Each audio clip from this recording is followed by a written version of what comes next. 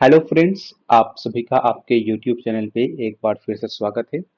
और दोस्तों, आज इस वीडियो में मैं बात करने वाला हूँ आईयूसीएल की तरफ से जो जूनियर इंजीनियर या ऑफिसर्स ग्रेड ए जीरो की जो वैकेंसी निकाली गई है, इस फॉर्म को आप अप्लाई कैसे कर सकते हैं, आज इस वीडियो में हम बात करने वाले हैं। तो इसके लिए यहाँ पे आपके पास जो क्वालिफिकेशन जो है डिप्लोमा होना चाहिए मैकेनिकल के अंदर, केमिकल के अंदर, इलेक्ट्रिकल और इंस्ट्रूमेंटेशन के अंदर। तो आप इस फॉर्म का अप्लाई कर सकते हैं। तो यहाँ पे ये भी ध्यान रखना है कि 3 साल का डिप्लोमा होना चाहिए और 65% मार्क्स से कम नहीं होना चाहिए, जिसमें जनरल, ईडब्ल्यूएस और ओबीसी के लिए, और 55% परसेंट से आपका नंबर ज़्यादा होना चाहिए एससी, एसटी और फिजिकली हैंडीकैप के लिए।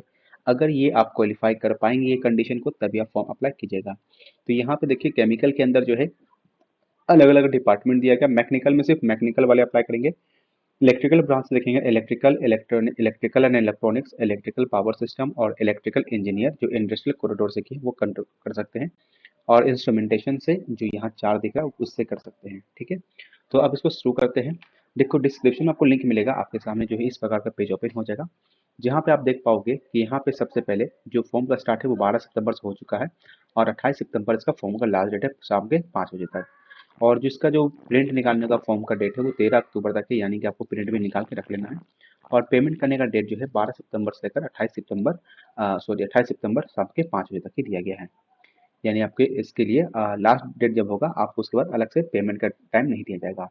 तो अब क्या करना है, जैसे यहाँ पे click here for new registration है उसके ऊपर क्लिक करना है। इसके बाद यहाँ पे आपसे कुछ डिटेल मांगा जाएगा, जैसे कि आपका नाम क्या है। तो फर्स्ट नेम जो भी होगा आपको यहाँ पर मेंशन करना है और उसी फर्स्ट नेम को यहाँ भी मेंशन करना है। अगर आपका मिडिल नेम और लास्ट नेम कुछ होगा तो यहाँ पे आप मेंशन कीजिएगा। अब एग्जाम्पल के तौर पर समझाता हूँ। मान लीजिए मेरा नाम है अगर राम कुमार है, ठीक है, अगर मेरा नाम सिर्फ राम कुमार है तो राम तो फर्स्ट नेम हो जाएगा और कुमार लास्ट नेम हो जाएगा। लेकिन साथ में अगर मान लीजिए राम कुमार शर्मा अगर नाम है तो कैसे करेंगे, तो राम मेरा फर्स्ट नेम हो जाएगा और कुमार शर्मा जो होगा लास्ट और मिडिल नेम में चला जाएगा। ठीक है, तो वही नाम जो है यहाँ पे देखने को मिल जाएगा। उसके बाद आपका जो मोबाइल नंबर होगा वो भी यहाँ मोबाइल नंबर डालना है और उसी मोबाइल नंबर को एक बार कन्फर्म भी आपको कर देना है। इसके बाद नीचे आएंगे तो आपको ईमेल आईडी डालने के लिए कहा जाएगा। तो जो भी आपका ईमेल आईडी होगा तो वो यहाँ पे डालेंगे। मान लेते हैं आपका ईमेल आईडी है ABCD है, मान के चल रहे आपका ABCD है, तो आपको यहाँ ABCD लिखना और @ यहाँ पे देखने को मिल रहा होगा।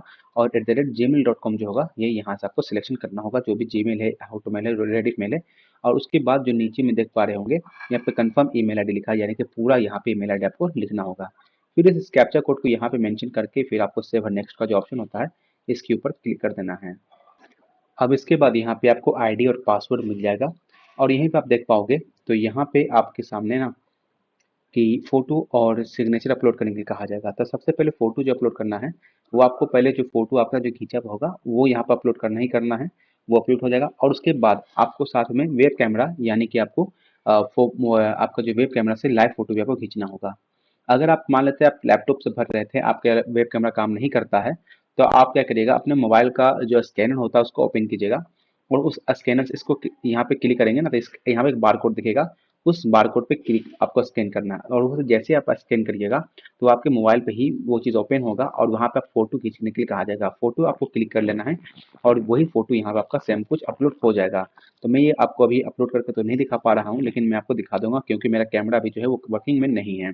ठीक है, उसके बाद यहाँ क्लिक कर देना है और उसके बाद आपको सिग्नेचर जो होगा वो भी अपलोड करना होगा। तो ध्यान रखिएगा, जो फोटो आपको अपलोड होगा ना वो आपका 20 से लेकर 50 केबी का साइज का होना चाहिए जेपीजी फॉर्मेट में, और सिग्नेचर आपका 10 से लेकर 20 केबी का साइज का ही होना चाहिए। ठीक है, ये दोनों भी जेपीजी फॉर्मेट में ही होना चाहिए। आप देख पाओगे यहाँ फोटो और सिग्नेचर जो दोनों है, जो लाइव फोटो वो भी क्लिक हो चुका है और सिग्नेचर भी मैंने अपलोड कर दिया है।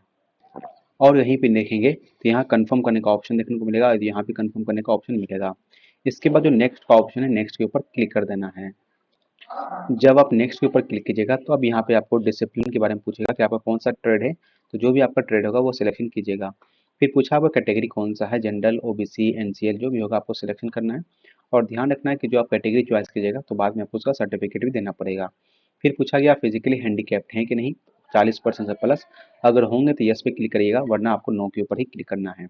अगर यस पे क्लिक करते हैं तो आपको डिसेबिलिटी कैटेगरी का सिलेक्शन करना होगा और फिर टाइप ऑफ डिसेबिलिटी भी सिलेक्शन करना होगा।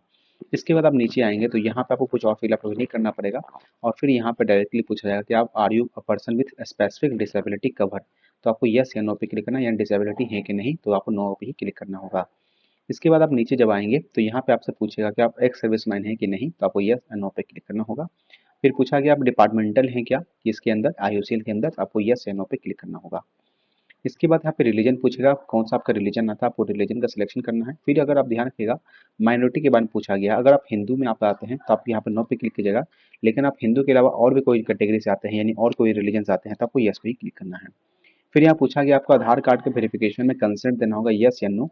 अगर यहाँ पर आप नो भी दे सकते हैं या यस भी दे सकते हैं। यानी आधार कार्ड वेरिफिकेशन से क्या होता है कि आपको ये पता चल जाएगा ऑटोमेटिक एग्जामिनेशन के अंदर कि आप इंजीनियर बंदे हैं, तो आप यस पे ही क्लिक कीजिएगा, क्या दिक्कत होगा। इसके बाद जो आपका आधार कार्ड नंबर होगा वो यहाँ पे मेंशन करना है, और उसका पैन कार्ड नंबर देना है तो दीजिए, नहीं तो छोड़ सकते हैं, कोई दिक्कत नहीं है। आप यहाँ पे आधार कार्ड नंबर भी छोड़ सकते हैं, कोई दिक्कत नहीं होगा, लेकिन आप दे दीजिएगा आधार कार्ड नंबर, पर पैन कार्ड अगर है तो वो भी दे सकते हैं। इसके बाद यहाँ पे एग्जामिनेशन सिटी पूछ रहा है कि आपको एग्जामिनेशन सेंटर कहाँ देना चाहते हैं। तो जो भी आपको एग्जामिनेशन सेंटर देना चाहते हैं तो पहले आप उसका सिलेक्शन कीजिएगा, और ध्यान रखिएगा एक सेंटर को आप एक ही जगह बार देगा। जैसे मान लीजिए मैं पटना दिया था, अब यहाँ से अब मैं पटना दोबारा भी कोशिश करूंगा तो वो नहीं आना चाहिए, ठीक है, तो वो आएगा ही नहीं, जब आगे बढ़ेगा तो वो नहीं बढ़ने देगा। तो इसके लिए आपको 3 सेंटर अलग अलग देना होगा, ठीक है, तो आपको 3 सेंटर आप यहाँ पे अपना दे लीजिएगा। तो यहाँ पे कौन सा सेंटर, चलो ठीक है। इसके बाद आपका डेट ऑफ बर्थ पूछेगा कि डेट ऑफ बर्थ आपका क्या है, जो भी आपका डेट ऑफ बर्थ होगा आपको यहाँ पे अपना मेंशन कर देना है। उसके बाद यहाँ पे आपको ध्यान रखना डेट ऑफ बर्थ आपका जो है, अगर आप ओबीसी कैटेगरी से बिलोंग कर रहे हैं तो 1996 के पहले का नहीं और 2007 से बाद का नहीं होना चाहिए। अगर आप जनरल कैटेगरी से हैं, अगर आप ओबीसी से आते हैं तो 3 साल का छूट मिलेगा, अगर SC ST से आते हैं तो आपको 5 साल का छूट मिलेगा। इसके बाद पूछा गया मेल फीमेल या ट्रांसजेंडर, आपको यहाँ पे सिलेक्शन करना है। फिर आप पूछा गया आप जुड़वा भाई बहन है कि नहीं, अगर होंगे तो यस पे क्लिक कीजिएगा या नो पे क्लिक कीजिएगा। अगर यस पे क्लिक कर रहे हैं तो आप उसका अपने जुड़वा भाई या बहन का डिटेल दे सकते हैं, वरना छोड़ सकते हैं। मैरिड है अनमैरिड है वो भी आपको बताना पड़ेगा। इसके बाद फादर्स का आपका नाम पूछेगा कि आपका फादर्स क्या का नाम क्या है जो मैट्रिक का सर्टिफिकेट में है, और साथ में उनका क्या काम करते हैं।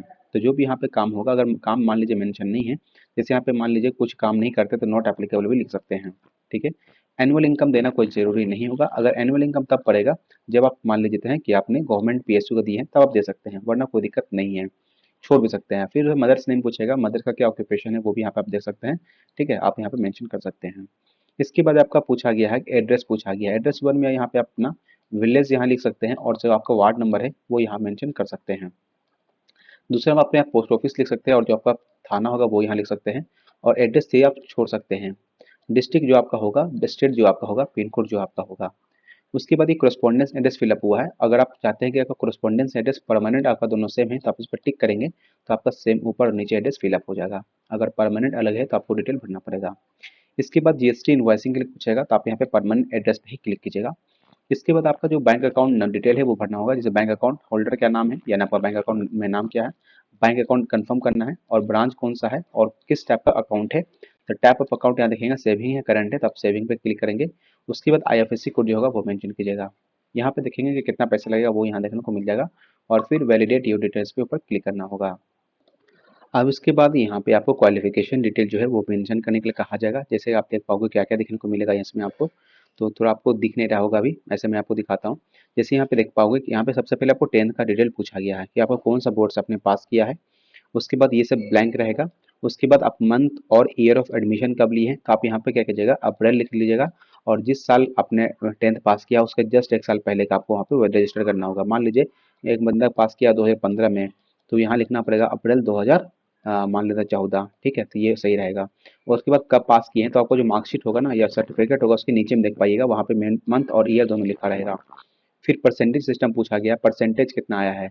अगर आपका CGPA सिस्टम था तो आपको ध्यान रखना CGPA में आपका जितना भी CGPA आया है उसको 9.5 से मल्टीप्लाई कर लीजिएगा, या मान लीजिए अगर तो जितना भी आएगा वो आपका परसेंटेज बन जाएगा। लेकिन अगर नंबर सिस्टम था, मान लीजिए 500 का टोटल एग्जामिनेशन होता है और आपने 300 नंबर लाया है, तो आपको 300 को ऊपर लिखना, नीचे 5 से डिवाइड कर देना, जो वैल्यू आएगा वो आपका परसेंटेज में आ जाएगा, ठीक है। उसी के बाद यहाँ पे आपको 12th का डिटेल देना होगा। अगर आपने 12th नहीं किया है और डायरेक्टली 10th के बाद डिप्लोमा किया तब डिप्लोमा का डिटेल भरेंगे, ठीक है। फिर पूछा गया ब्रांच कौन सा, ब्रांच का सिलेक्शन कीजिएगा।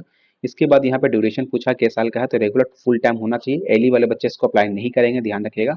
इसके बाद अपीयर है पास है, तो पासिंग होना जरूरी है। उसके बाद यहाँ पे आपको पूछा कब एडमिशन लिए थे, तो आपको वो देना होगा कौन से मंथ में, और कब पास किए वो देखना है। अगर आपको पता नहीं चला कब एडमिशन लिए थे तो आप अपना कोशिश कीजिएगा जो आपका रसीद होता है कॉलेज के थ्रू आप मिलता जो है एडमिशन के समय में, वो उसमें लिखा जरूर होगा। उसके बाद ये मंथ ऑफ पासिंग देना है। और फिर आपका जो परसेंटेज ये आपसे जीपे आया था उसको फिर यहाँ पे लिखना होगा। ठीक है।